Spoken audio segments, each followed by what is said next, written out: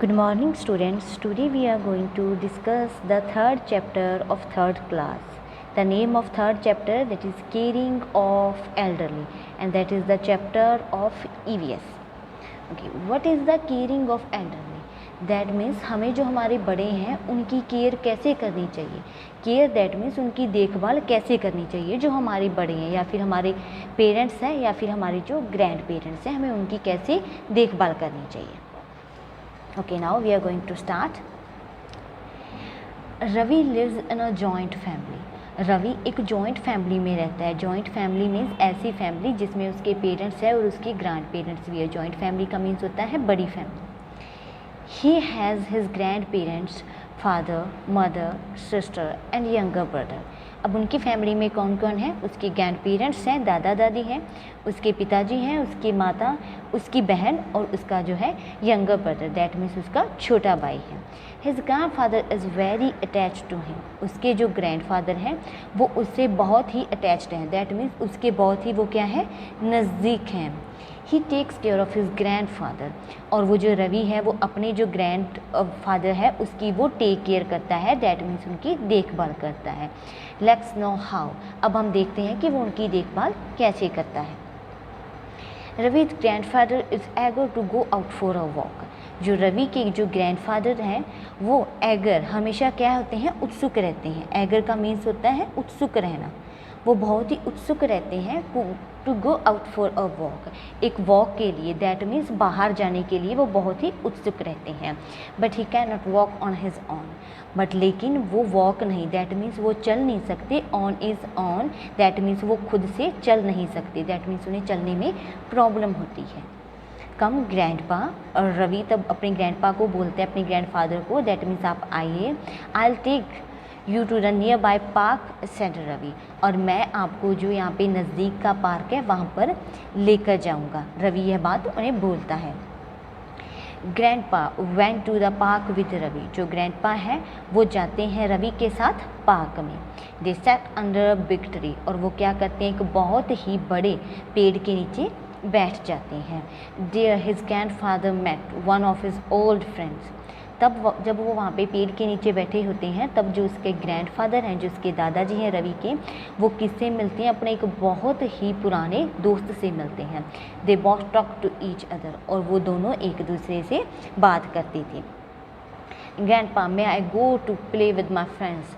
तब जो रवि है वो अपने ग्रैंडफादर से परमिशन मांगता है कि क्या मैं अपने दोस्तों के साथ खेल सकता हूँ.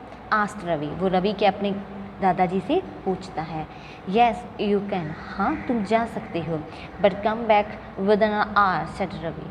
और तब वो बोलते हैं कि रवि को बोलते हैं कि आप जा सकते हो बट आपको सिर्फ 1 घंटे के अंदर अंदर वापस आना होगा. Okay I will definitely, replied Ravi. तब वो बोलता है कि हाँ मैं ज़रूर आ जाऊँगा. डेफिनेटली मतलब होता है निश्चित रूप से मैं आ जाऊँगा. वो डेफिनेटली दैट मीन्स वो पक्के तौर पर बोलते हैं कि वो हो जाएंगे. रिप्लाइड रवि. जो रवि है वो अपने ग्रैंडफादर को रिप्लाई करता है. आफ्टर दैट देन तब Ravi return in an hour. और जो रवि है रिटर्न दैट मीन्स वो वापस आ जाता है 1 घंटे में. Ravi bought grandpa's medicines from a chemist shop. और जो रवि है वो ख़रीदता था, क्या ख़रीदता था, वो ग्रैंडपा की जो मेडिसिन्स होती थी, जो उसकी दवाइयाँ होती थी, वो उसे ख़रीदता था. कहाँ से? From a chemist shop. Chemist shop that means जिसे अपने नॉर्मली बोल देते हैं मेडिकल, बट ये मेडिकल नहीं होता, वो एक केमिस्ट शॉप होती है जहाँ पे मेडिसिन्स को कीप किया जाता है. तो फिर वो अपने जो रवि था वो अपने ग्रैंडफादर के लिए वो उस केमिस्ट शॉप से मेडिसिन्स खरीदता था. They reached home. और वो घर पहुँचते थे. Ravi fetched a glass of water for him to take medicines on time. और रवि फेच्ड मीन्स होता है लाना किसी चीज़ को. वो लाता था अ ग्लास ऑफ वाटर, एक पानी का गिलास, फॉर हिम उनके लिए, टू टेक मेडिसिन्स उन्हें मेडिसिन्स देने के लिए, ऑन टाइम ताकि वो उन्हें टाइम पर मेडिसिन्स दे सके. Ravi shares all his secrets with his grandpa and they both have a lot of fun together. Ravi था वो शेयर करता था अपने सभी सीक्रेट्स, जितने भी उसके सीक्रेट होते थे वो अपने ग्रैंडफादर के साथ उन्हें शेयर करता था. With his grandfather they both have a lot of fun together. उनके जो एक दूसरे के साथ बहुत सारी वो मस्ती करते थे, बहुत सा फन करते थे. नाउ अपने ओल्ड एज होम की बात कर रहे हैं। Old age homes are homes for old people who do not have anyone to take care of them. Old age home का मीन्स होता है ऐसे लोग जिनके पास उनका कोई भी नहीं होता, उनकी केयर करने के लिए उन जो लोग होते हैं, जो एल्डरली या फिर जो ओल्ड लोग होते हैं, उन्हें ओल्ड एज होम में छोड़ा जाता है। और जो ओल्ड एज होम होते हैं वो उन लोगों के लिए होते हैं। आर होम्स, ये होम्स घर होते हैं फॉर ओल्ड पीपल, जो बुज़ुर्ग लोग होते हैं, हु डू नॉट हैव, जिनके पास नहीं होता, एनी वन, कोई भी, to take care of them, उनकी केयर करने के लिए, उनकी देखभाल करने के लिए। There are 2 types of old age home. यहाँ पे 2 टाइप के ओल्ड एज होम होते हैं। First is free and that is paid. कुछ ओल्ड एज ऐसे होते हैं जो कि किसी से कुछ भी पैसे नहीं लेते और वो उन्हें वहाँ पे रखते हैं, और कुछ ओल्ड एज होम ऐसे होते हैं कि अगर कोई वहाँ पे रहता है तो उन्हें पैसे देकर रहना पड़ता है। How do you help your grand parents at home.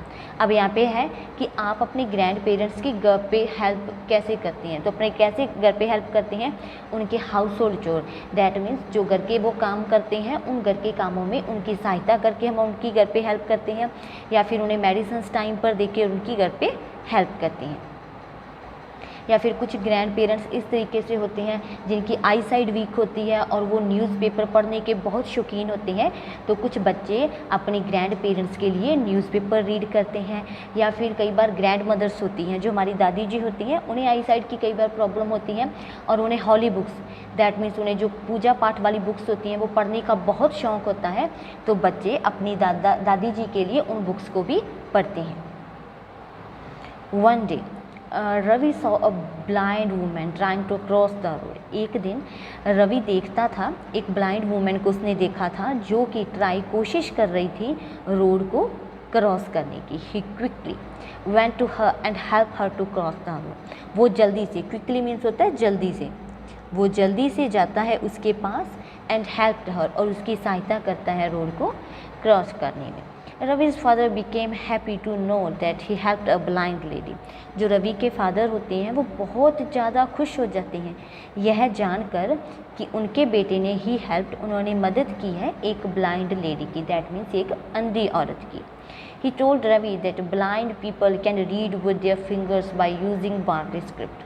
तब उसके जो फादर हैं वो उसे बताते हैं रवि को कि जो ब्लाइंड, जो अंधे लोग होते हैं, कैन रीड, वो भी पढ़ सकते हैं, विद देयर फिंगर्स, उनकी उंगलियों के साथ, by using braille script, braille script को यूज़ करके। Now we are going to know about what is a braille script. Braille refers to a series of raised dots and can be read with the fingers by blind or whose eyesight is weak for reading printed material।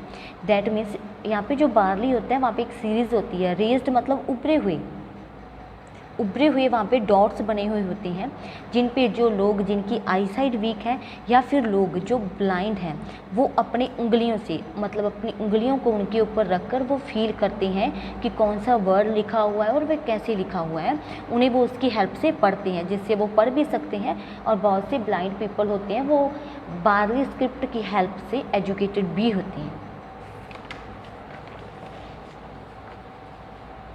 यहाँ पे देखो, आपके यहाँ पे कुछ barley script है, उन्हें कैसे है, जो ए है उसे 1 डॉट से शो किया गया है, जो बी है उसे 2, जो हमारे इस तरीके से परपेंडिकुलर शो किया गया, और जो सी है उसे हॉरिजॉन्टल 2 डॉट से शो किया गया, डी को 3। इस तरीके से जो बार्ली स्क्रिप्ट है उसे इस तरीके से डॉट से बनाया जाता है। In fact the barley is not a language. तब उसके फादर उसे बताते हैं कि इनफैक्ट वास्तव में बार्ली कोई लैंग्वेज नहीं है, rather it is a code by which languages such as English और स्पेनिश में बी रेड एंड रीड। यहाँ पे जो बार्ली स्क्रिप्ट थी वो एक फॉरेनर पीपल ने बनाई थी, तो उसमें क्या था कि बार्ली स्क्रिप्ट की हेल्प से जो लोग हैं, जो उस पर डॉट्स बने होते हैं, उस डॉट की हेल्प से इंग्लिश और स्पेनिश को रीड भी कर सकते हैं और राइट भी कर सकते हैं। Okay, now we are going to know what is a recap। We should take care of our elders at home and outside the home। हमें हेल्प करनी चाहिए, टेक केयर दैट मीन्स देखभाल करनी चाहिए हमारे बुज़ुर्गों की घर पे, और आउटसाइड दैट मीन्स बाहर घर की। We should look after old people because they are often alone. हमें है उनकी लुक आफ्टर, दैट मीन्स उन पे ध्यान रखना चाहिए, उनकी देखभाल करनी चाहिए, किनकी, ओल्ड पीपल की, because they are often alone, क्योंकि वे पराया क्या होते हैं, हमेशा वो अकेले होते हैं, इसलिए हमें जो ओल्ड पीपल है उनकी देखभाल करनी चाहिए. Now we are going to discuss exercise. Your first question of exercise, in which way do you help your grandparents. आप किस वेज में अपने ग्रैंड पेरेंट्स की हेल्प करते हैं. मैंने यहाँ पे सिर्फ 3 पॉइंट्स लिखे हैं. अगर आप चाहते हो, आपके मन में कुछ पॉइंट्स हैं, तो आप भी उन्हें राइट कर सकते हो. To spend time with them, सबसे पहले कि हम अगर उनके साथ टाइम स्पेंड करते हैं तो हम उनकी हेल्प कर सकते हैं ताकि वो अलोन फील ना करें. To take them medicines on time, उन्हें टाइम पर मेडिसिन्स दे के. To go out for a walk with them, और उनके साथ एक वॉक पर जाकर हम उनकी हेल्प कर सकते हैं. Now the second question of your exercise, that is the fill in the blanks. First fill in the blanks is, old people are often alone, we should look after them. जो old people होते हैं वो हमेशा अकेले होते हैं. We should, हमें करनी चाहिए. Look after them, that means उनकी केयर करनी चाहिए. We should take care of our elders at home and outside the home.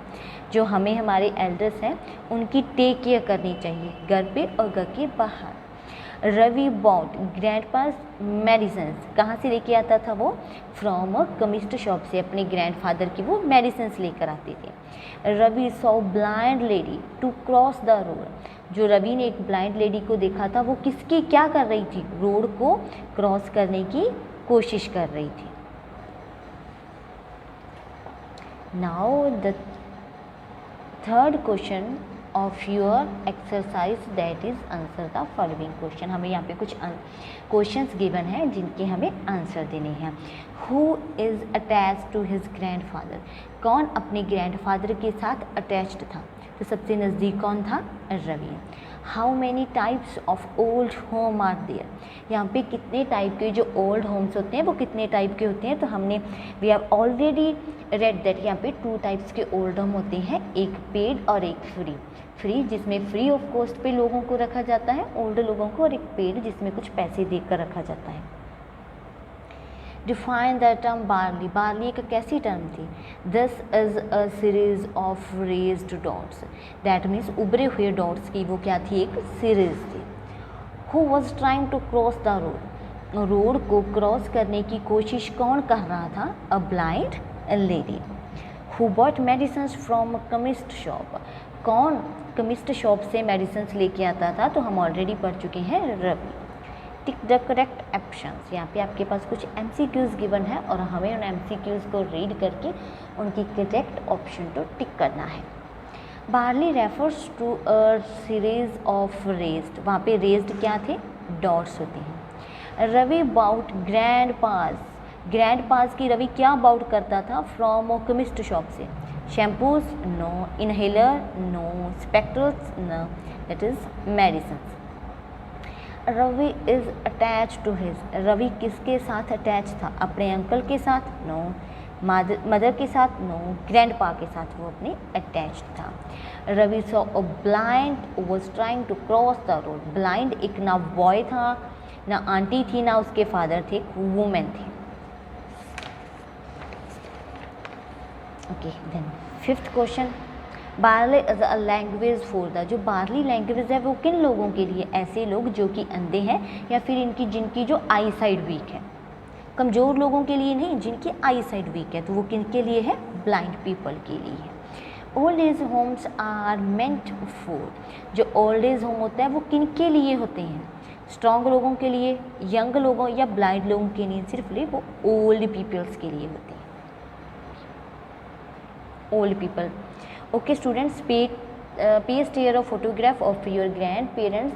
आप अपने दादाजी या फिर अपनी दादी जी की दोनों की यहाँ पे पिक्स को पोस्ट कर सकते हो, और तब आपको अपने ग्रैंडफादर के नेम और उनका जो बर्थडे है और अपनी ग्रैंड मदर का नेम और उनका जो बर्थडे है उसे क्या करना है, राइट करना है. ओके स्टूडेंट्स, आपका जो 3rd चैप्टर है वो EVS का कंप्लीट हो चुका है. In your next video we will discuss your next chapter. Thank you students.